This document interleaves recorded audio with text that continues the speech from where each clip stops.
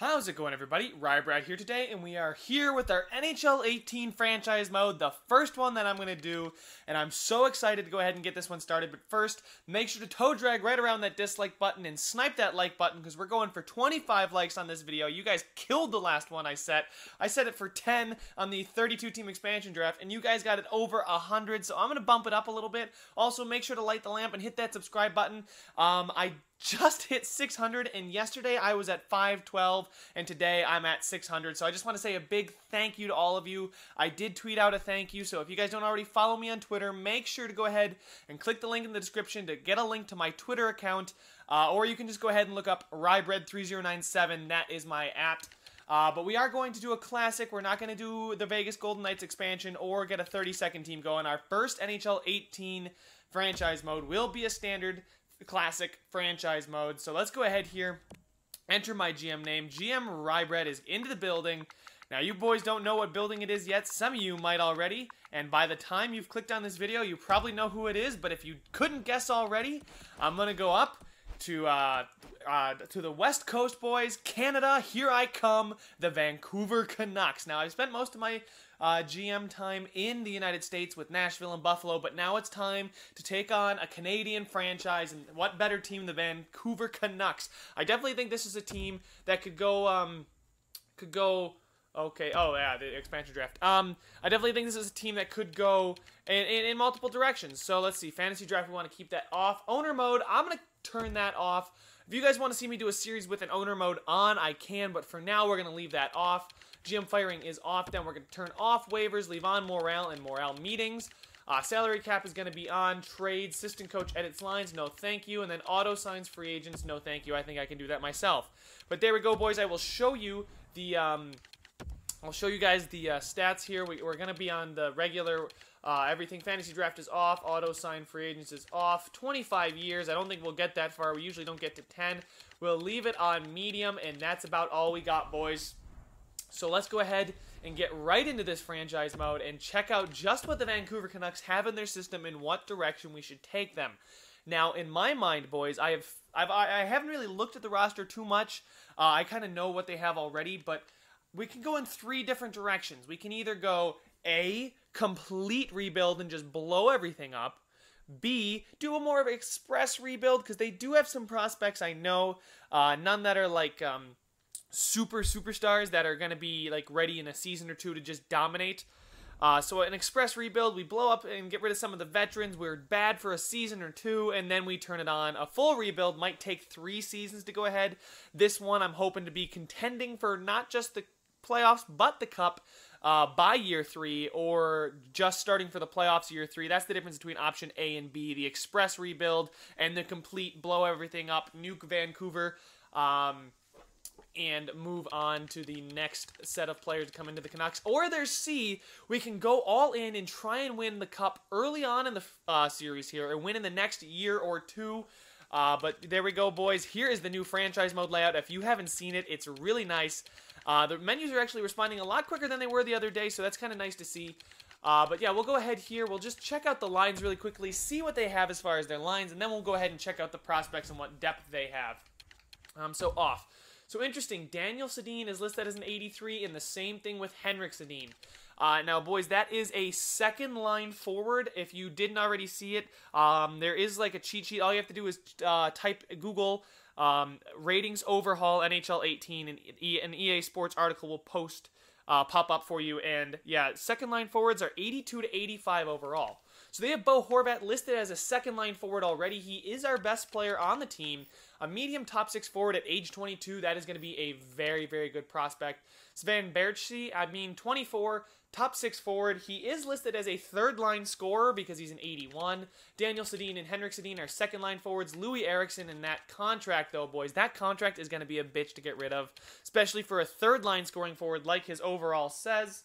I know it's listed as his role as a second-line forward, so we'll have to see what we can do about that. Maybe, I mean, he's probably the first guy I want to get rid of if we're going into rebuild. But he's definitely somebody you want to keep around if you're going for the cup. So you guys let me know. A is the complete blow-it-up rebuild. B is the express rebuild where we tank for a season or 2 to go ahead and get some pretty decent prospects and let guys like Horvat and our other younger prospects grow. Or C, we go for the cup now. and that means sacrificing maybe some of these other players. I mean, Brendan Gaunce is definitely going to be a guy that I want to keep around. He's listed as a fourth line forward, as his overall suggests, a high bottom six forward, so he could definitely jump into that 81, maybe even 82 overall, so that's what I'm looking for him. We got Sam Gagner here. What's his contract looking like? And not a very nice contract. We might have to get rid of a lot of contracts here, boys. I do like Marcus Granlund's contract, especially for a 24-year-old third-line scoring forward. Brandon Sutter as well. Contract not necessarily one that I prefer. So that's what they have so far as lines for offense. Then defense, they've got Ben Hutton, who's listed here as a top 4 defenseman. 24 medium top 4, so he could grow up to an 84 overall, which is right in the middle of a top 4 defenseman, so I'd love to see that. Tanev is locked in there as a top 4 defenseman. Alexander Edler as well, his contract, again, maybe one that I could flip or even retain a little bit of a salary if I want to get something even better back. Then we have Eric Goodbranson, so he's probably going to be that top 6 defenseman. It doesn't seem like he's going to jump. He could. I mean, he's got one more season to jump, but right now he's listed as a high top 6 defenseman. If he grows a point, he'll be a low top 4 defenseman, just based on what the ratings they said EA Sports posted. Then we have Michael Del Zotto here, 2 years at $3 million. Again, overpaying for these not very quality players. And then Patrick Weirkoch, I don't know how you say his name. Whoops. 6.5 million for 0.65 million for 1 year. Jesus, 6.5 would be way overpaying for him. But yeah, that's what we have as far as defensemen are concerned. And then back in the net, we have Jacob Markstrom, who's solidified himself as an 82 overall, which is the lowest you can be to be a starting goaltender. And then they have Anders Nielsen from the Buffalo Sabres, who is listed as a pretty solid backup goaltender. But Markstrom is right on that fringe of starter and backup. So we'll definitely have to look for a goalie. Now let's go ahead and see what we have in the system here, boys. Let's go ahead and I'll just go to proposed trade here so we can scroll through it that way. I think that's just easier when you see trade values, just to see how valuable some people are. And then Elias Peterson is our #1 prospect, 67, 18, medium elite. I mean, he's already got 78 passing, 74 offensive awareness. He's definitely going to be a very, very good two-way forward for us, especially, I mean, his defensive awareness at 71, that could be better at 18, but I'm not going to complain too much. He's a very, very good prospect. Same thing with Olli Juolevi, who's already 70 overall at 19 years of age, and that is impressive, especially with the nerfed ratings and how everyone got lowered a little bit. So you might not be able to really gauge prospects too well, but 70 overall at 19, that is very, very good already. Passing and offensive awareness at 78, same thing with his defensive awareness. His defensive category is actually better than I thought it was going to be. So Olli Juolevi and Elias Peterson, definitely 2 players we're going to have to keep around. But then, unfortunately, the Sedin twins have almost no trade value. 1 year at $7 million, we can retain some of their cap, maybe get something pretty decent for them, a pick or 2. But I don't know if we're going to get any stud prospects, because that was the #1 thing that you used to do during a Vancouver rebuild. You would just trade the Sedins for like 2 firsts, or trade the Sedins for some crazy player or prospect. But let's go ahead here. Goldobin here. Nikolai Goldobin, a right-wing sniper, medium top 6 at 76, 21. So he's going to be pretty good probably there in the AHL. He's going to be a very, very good AHL forward for us. And hopefully we see a lot of growth from him, so he's ready to slot in on that 4th line at the beginning of year #2, end of year 1 maybe. We'll find out. But he's already listed as a 4th line forward according to the ratings. Again, I'll post a link in the description so you guys don't have to Google it, but Nikolai Goldobin listed as a 4th line forward as far as the overalls are concerned, so maybe when we trade away some of our veterans, we can go ahead and call him up. We got Jonathan Dallane. I don't know how you say his name exactly. Please let me know down in the comment section. But Jonathan Dallane, medium top 6 at 19, 65, so he may take a little bit longer to grow than someone like Elias Peterson, but these guys have amazing trade value, so it just goes to show you guys what elite prospects are worth compared to someone like Bo Horvat. Now, Bo Horvat is going to be very, very good, but he's not going to be anywhere near as good as Elias Peterson and Olli Juolevi. So let's go ahead here, and I'll just sort by potential. Goldobin, Berch, I glanced over him. I didn't really give him a lot of love. Let's see, we got Cole Lind here, low top 6 forward. He will always be a low top 6 forward no matter what NHL game he is in, so that's kind of unfortunate, but hopefully we get to see some good growth from him. I don't know how low rating players actually grow. And then we've got Jake Virtanen, low top 6 as well. He's 75 at 21, so he could be a fourth-line forward for us. That's what they have him listed as. Maybe he might be better off playing in the AHL. I'm not sure, boys. You guys let me know what I should do, because I'm looking to you guys, because I'm leaning... I won't tell you which way I'm leaning, because that might influence you guys voting, but A, B, or C. A, completely blow it up and start all the way over with those few prospects we have at the top. B, blow up some of the veterans, get some more assets, suck for a year or two, and then contend in year number 3, not just for the playoffs, but hopefully for the Stanley Cup. Or C, get rid of some of these guys, maybe like Nikolai Goldobin, or some of these guys that may not look like they're going to be tremendous, like Cole Lind. Get a veteran, an aging veteran, and go ahead and go for the Cup in these first couple of years. So, you guys let me know what you want to see out of this. But we got a medium top 4 defenseman there. Yep, that's Hutton. I already touched on him. Boucher, Sniper, not great. He's a medium top 9. He's listed as a 4th liner, but it doesn't seem like we got a lot of other potential in the system. We got Stetcher here. I wouldn't mind playing him in the NHL. He is listed as a top 6 forward, so maybe playing him in the NHL will give him what he needs to grow. I mean, 85 passing, 85 offensive awareness, and 85 defensive awareness, I think is absolutely fantastic, especially if he's only 79 overall. I mean, the dude is definitely going to be a decent performer for us, so that wouldn't be bad to play him in the NHL. And then as far as other prospects and bottom 6 forwards here, 59 at 20. I might just flip him for a 4th or something, whatever somebody wants to give for me, because I heard they did change the trade logic, so we're gonna have to find out exactly how it's changed. These are a whole bunch of AHL prospects, but now let's go ahead and check out what goalies we have. And there he is, boys, the legend, the channel meme himself, Thatcher Demko. And he's actually got a pick now, so we actually get to see his face. Awesome. But 21, medium elite, 75 overall already.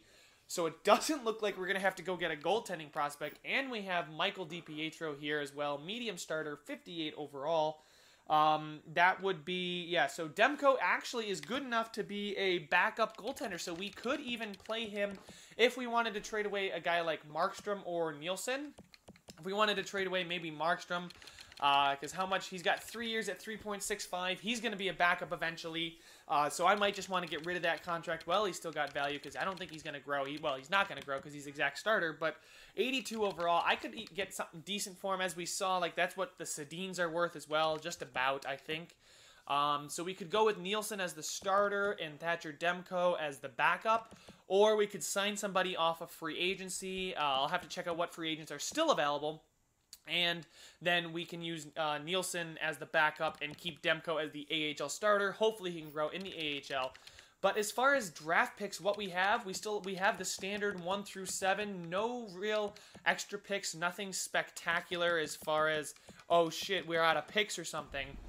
There are teams that I've had that are just like, oh my god, I can't find a pick. And then a guy on the block here is Maxime Comtois. So, like, we'll see here, skaters matching block. Comtois, he's 18. He's a low top 6 forward. So, I mean, you could even flip, like, a Sedin twin for him. Obviously, I'd want to probably flip a Sedin twin for somebody better. The Coyotes are also a rebuilder. They're getting rid of Goligoski. So, maybe Goligoski, if you guys decide that we should go for the Cup, is somebody that we could trade somebody for. I don't know who we trade for him, but, you know, we'd figure that out when we got there. And oh my god, the Arizona Coyotes have got a lot of elite prospects, boys. So Coyotes might be kind of filthy in the upcoming years here, but, you know, hopeful is Buffalo. They've got their first round pick on the block, so we could go after them. Jack Eichel is high elite, so in case you guys wanted to see that, Nylander is medium elite, and so is Ristolainen medium elite. We got Sam Reinhart as low elite here, so he's even somebody that we could target. I'm not actually opposed to trading for Sam Reinhart, a low elite prospect. We could trade a Sedin twin for Sam Reinhart and hope that he grows. I do like to play on the low elite players. I don't know who we're going to have to give up or whatever, because the trade logic is different this year. But we could trade to a team like the Chicago Blackhawks for some of their lower end players. So if we sort by potential here, they want to give up DeBrincat, so I could maybe go after him. He's 72 at 19, medium top 6 forward. So Alex DeBrincat, a center sniper, that would certainly help us out there. If we were going for the rebuild option, if we were going for the win now option, like I said, we go after these aging players on rebuilding teams and go ahead and try and win now. But I want to know your guys' thoughts. Let me know down in the comment section just what you want me to do with this roster. But yeah, I can go ahead. I was also going to go ahead and check out something else. I can't remember what free agents. That's what it was. I wanted to show you guys who's still available in free agency because that might change your opinion on what we should get. And now, Thomas Vanek has not been signed to our team for his 1-year, $2 million deal.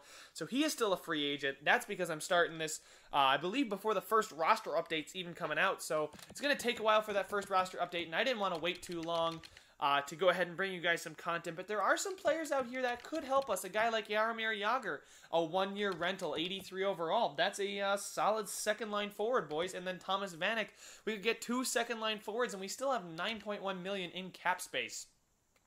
But it doesn't look like there's a goaltender out here either that would fill in for us as a starter.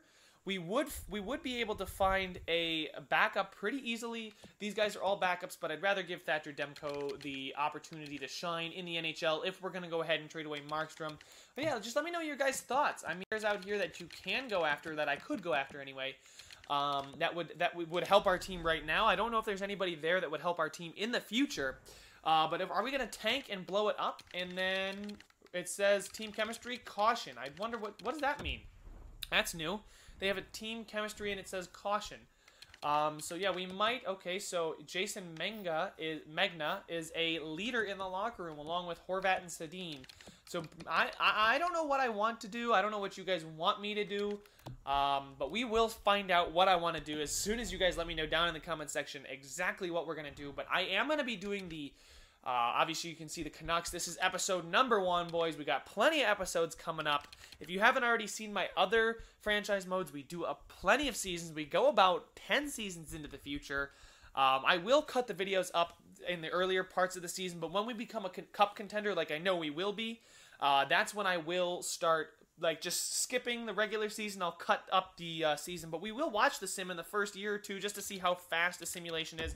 And this is new. There's a view draft class button, so I can click on view draft class and we can see the all eligible prospects. So that's nice. You no longer have to go in and pick a region and then find out what prospects are in that region. Now these are all the available prospects. So we got Rasmus Dahlin, who I know is projected to go super high. We have Ryan Merkley as well, an offensive defenseman. So we could go with there as well. We've got Jordy Bellarive. These guys are all projected top 5. Now it will shake out a little bit. Samuel Busick and then Philip Zadina. These guys are also projected as medium elites. So we'll have to see. We'll have to scout them a couple times. QMJHL, I'm trying to figure out where they are from. So the QMJHL, that is the... Okay. That is Sweden. Okay, so that's somewhere in Scandinavia. The QMJHL. So a lot of these players seem to be, a lot of these top players seem to be out of. Okay, so Ryan Merkley's out of the OHL, but we got a couple Canadian boys up here and a couple Swedish and Finnish and whatever else is over there in Eastern Europe and Scandinavia. Those boys will be the guys that I'm looking for. Hopefully, if we end up to tank. So this is kind of cool. There's Joe Veleno listed as medium top 6. He could be a top pick. I'm not too sure. QMJHL seems to be the first place I want to look. We know Rasmus Dahlin is going to be good. He is projected right now. I don't know what the saying is about him. I just want to go all in for Dahlin. I don't know. Who knows? But yeah. We do have Olli Juolevi, but it would be awesome to have Dahlin and Juolevi on the same pairing. There's also Giovanni Velati here. He's a top 10. He's a defenseman as well. But I don't know if I want to go after defensemen.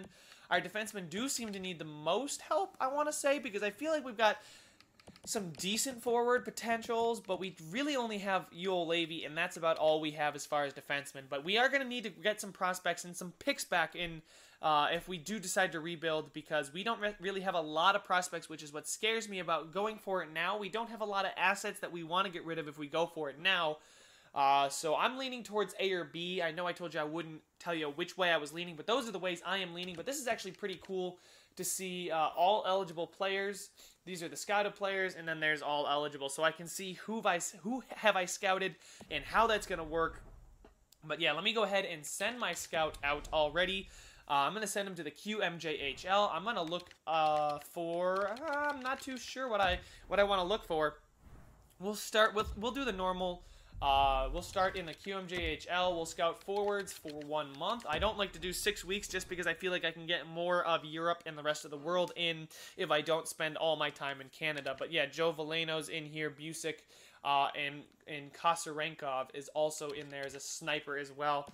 But that's one thing I forgot to check is what kind of play styles our boys have coming up here. So let's go ahead, and I'm just checking out the menus now because this is like one of the first times I've actually done a deep dive into franchise mode. I did a quick couple simulations, but I haven't really delved too much into this. So let's go ahead and check out the, we'll go to the, we'll propose a trade, and we'll see just what kind of play style some of our prospects let's see here. We have a, what are they not gonna, oh, okay, so there's an extension. Oh, so now they will show you if the player is signed to an extension, that may increase his salary, or his trade value. Not obviously it's going to increase his salary, but yeah, if you give him an extension, he's probably going to be higher trade value because that team doesn't have to worry about signing him. But yeah, Elias Peterson is a two-way forward, a two-way defender. Horvat's a two-way forward, so it does seem like we need some playmakers. The first playmaker as far as sorting by potential is Henrik Sedin. Gagne, I am sorted by potential here, and these are guys that are maybe not staying around too long. Louis Eriksson. So I wouldn't mind getting a playmaker like Joe Veleno, but it would also be awesome because let's go ahead and check out what we have as far as prospects in on the back line there, on the blue line there. We only have really Levy, and these guys are pretty much ready to go. They're prime players. I mean, Tanev might be somebody I just trade because he's got a heck of a lot of trade value, and he doesn't seem to be, I mean, he's our best defenseman. I will admit that, but he doesn't seem to be someone that is going to be ready to go and fits our time window. If we're going to do a rebuild, boys, he's got 3 years left. He's going to be 30, and by that third year, I want to be contending for the Cup. So he might actually have to go. You guys, though, let me know if I'm just overthinking this. Edler definitely needs to go with $5 million over 2 years. But yeah, we'll see Levy and then a couple top 4, but they're about ready to age out of growing. Stetcher, medium, top 6, so he doesn't have a lot of growth left in him, and that's about it. Where we go then to forwards, where we got a bunch of top 6 potential forwards here. So forward may not be the option that we're looking for, and obviously we have medium elite Thatcher Demko, so goaltending is definitely not the direction we want to go as far as the draft is concerned, but it looks like we got a decent amount of top 6 forwards that are going to be pretty decent players, and they're all pretty young. The oldest player we really have are Granlund and Bergey, but they can stick around 3 years. They'll be 27. They'll be capped off at then, and we'll know exactly and just what we're getting out of them. Bo Horvat is the next oldest at 22. He'll be 25, so that's still basically his prime. If we could get some of these younger players to grow in this first or second year, we could have a really, really good squad and a younger squad as we head into season number 3. But then again, boys, I don't know what you want me to do. I kind of have a feeling of what I want to do, and probably based on the gist of this video, you guys know what I want to do too.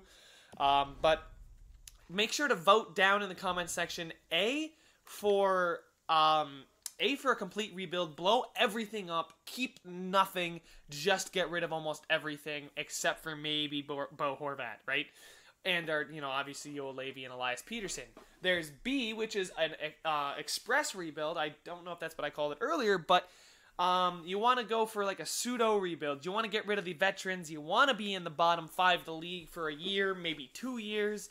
And then draft some pretty good prospects, but make sure you get some picks and prospects out of the trades for your veterans, and then go ahead and really make sure that everyone's time window lines up for season number 3. That is option B, boys. And then option number C, go ahead and go for the Cup. You still got some talent, and you got some prospects that you can flip for pretty good talent, and we could go for the Cup right now. But there we go, boys. That is the beginning of my franchise mode with the Vancouver Canucks. GM RYEBREAD is in Van City, baby, and we're going to make the Vancouver Canucks a Stanley Cup champion for the first time in franchise history. So, hope you boys are ready, because I certainly am. Thank you guys for watching. Make sure to subscribe if you want to see some more, and I will see you in the next one.